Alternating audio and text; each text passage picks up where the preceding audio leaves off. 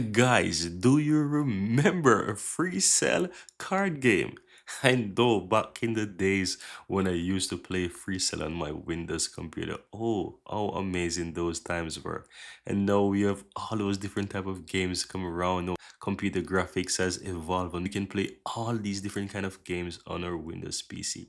But anyways, guys, in this video, I want to share with you a secret command that you can quickly use to open up free cell on your Windows 10 or Windows 11 or whichever Windows of version you're currently running. So let's jump right into it. So all you have to do, press the Windows key on your keyboard and you want to type in run and open up the run command here. And guess what? All you have to do is type in free cell. Hit enter on your keyboard and it's going to quickly open up the free cell game for you. Now, if it doesn't work, it simply means that you don't have free cell on your computer and you can always get the free cell by downloading that, right? So if you do have it, it's a very useful command to know and to use. And if you're using the old version of Windows, of course, that has the free cell there, then it will definitely work for you, right? But that's it. Very easy and very simple. A simple type in free cell and run command, and it should open up the free cell on your computer for you. Very easy and very simple.